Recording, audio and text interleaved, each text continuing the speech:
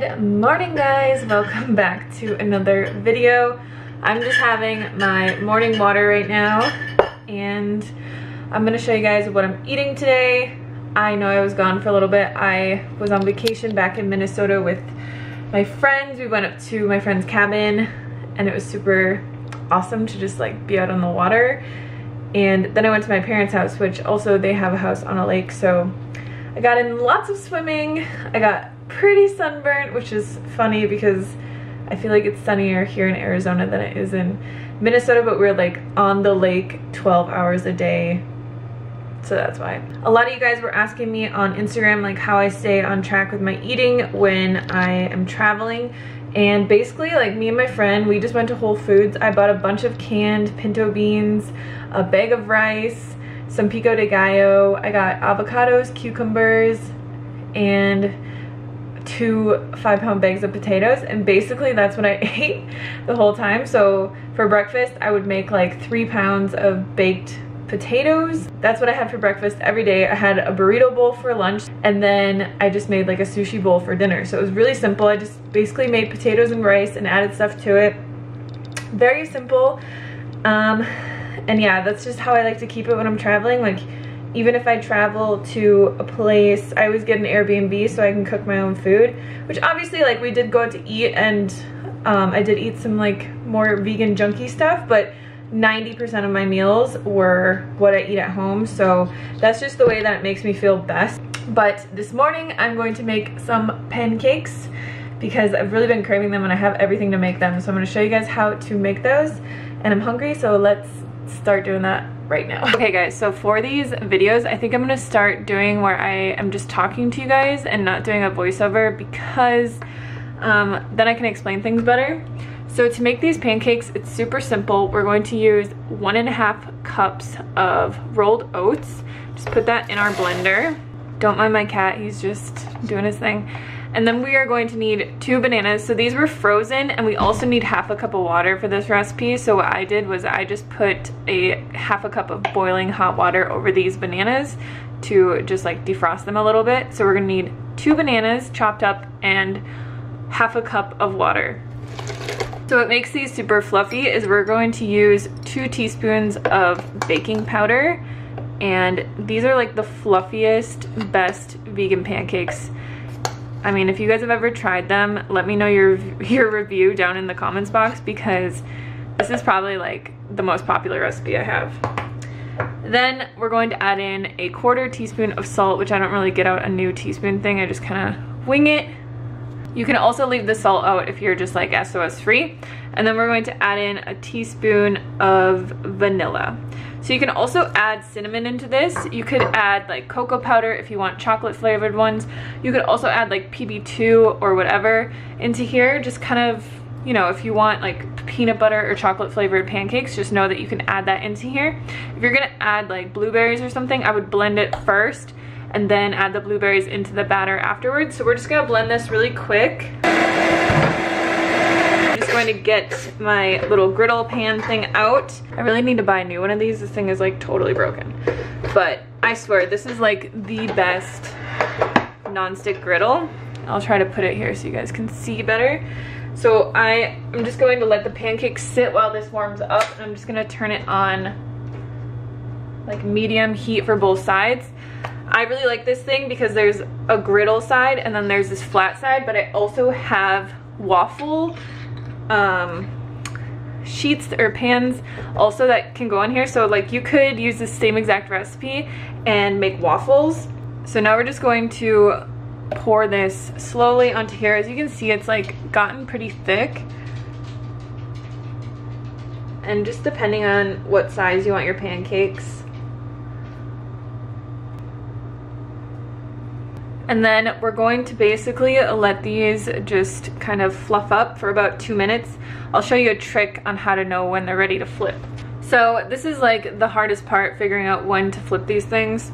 But you'll know when you can basically slide your spatula under and you don't like get this on here.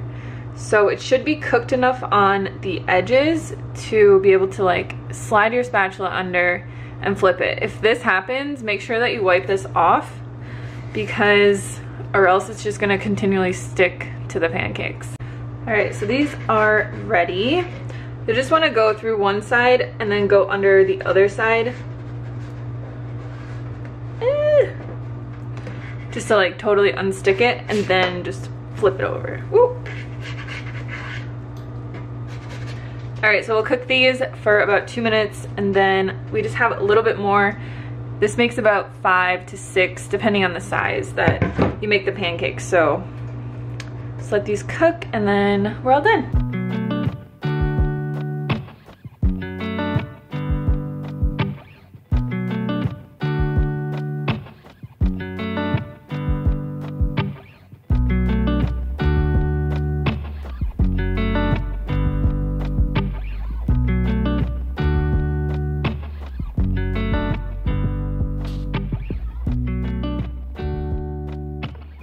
Alright, so it's lunchtime. I actually just ran to the store because I had to get some stuff for videos. I had to run to the store though because my cat keeps eating my headphones, and I swear I have gone through like 30 pairs of headphones, you guys. If anyone has a solution for that, let me know because it is very annoying. I buy 2 pairs of headphones at a time because it's just like if I leave them out and I forget to put them away, they're totally chewed up by my cat.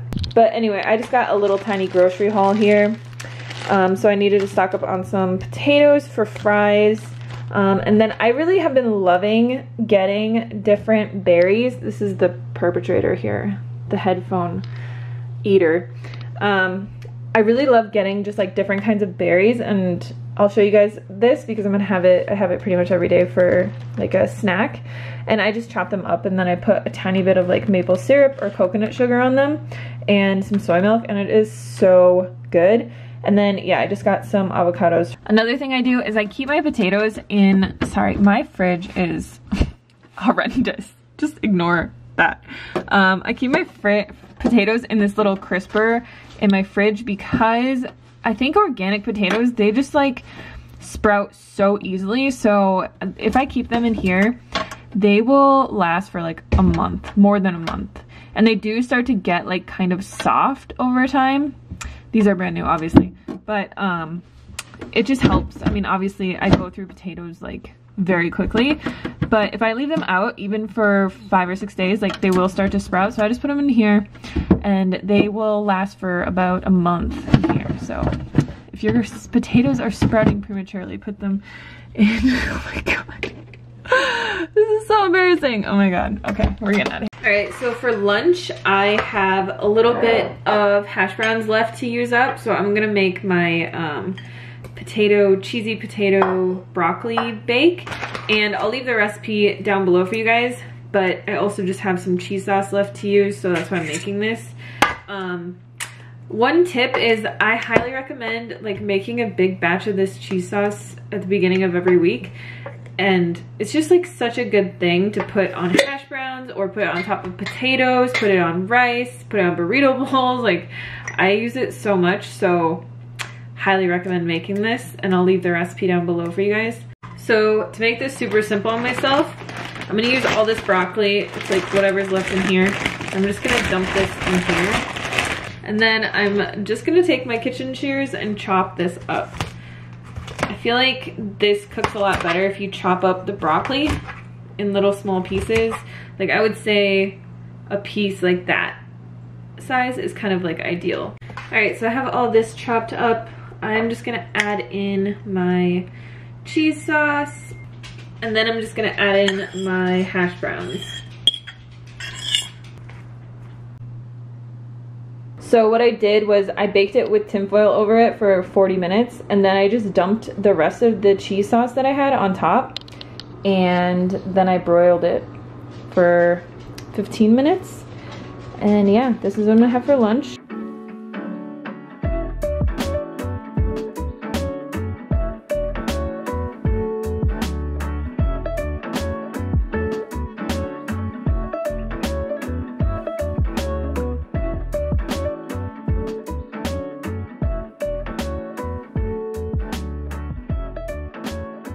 Alright, Derek and I have been densifying our floor all day, which basically just means like hardening the concrete. We had to put this stuff on it. Anyways, I'm gonna make dinner. I was gonna just eat pea soup, but I actually want to show you guys how to make sushi. So I'm gonna do avocado cucumber sushi, and I'll show you guys like a step-by-step how to make it.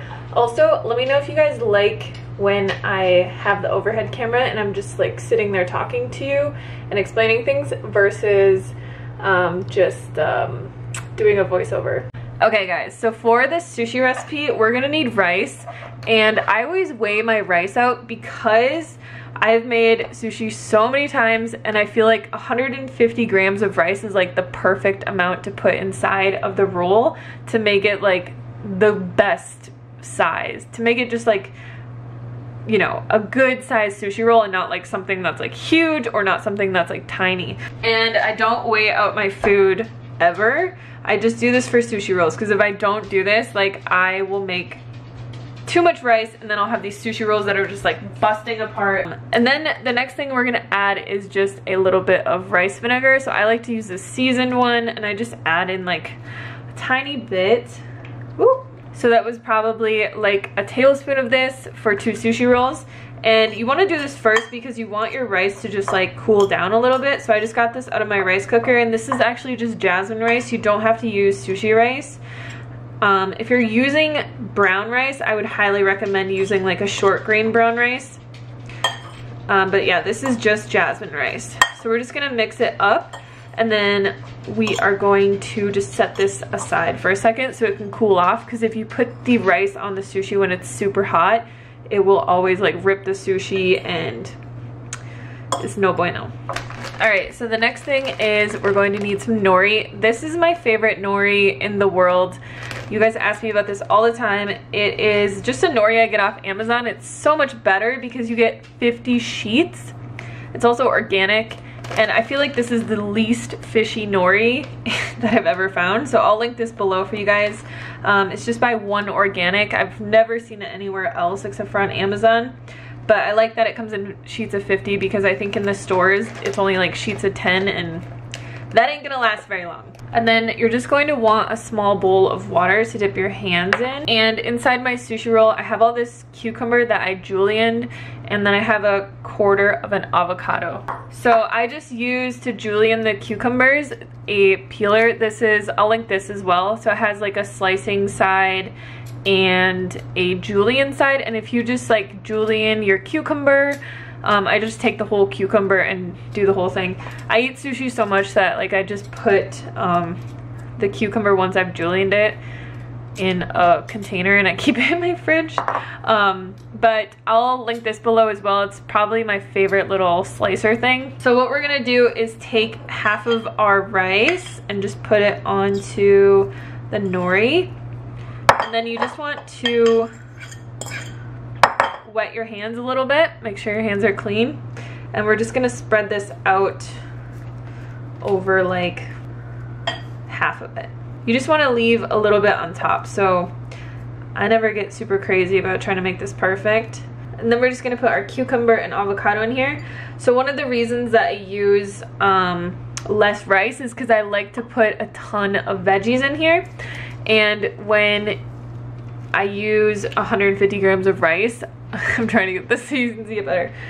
When I use 150 grams of rice, I can really shove in a ton of cucumber. So that's why I do that. If I use more rice, obviously I just don't have as much room for veggies. So I just like to eat it full of veggies. And then we're just gonna take some water and wet the very end right there. And you don't need a roller or anything like that. Just roll this over and then just try and roll it as tight as you can. But it doesn't have to be perfect. And there we go. So I'm just gonna set this to the side while we do the other one, because you wanna just let them sit for a little bit.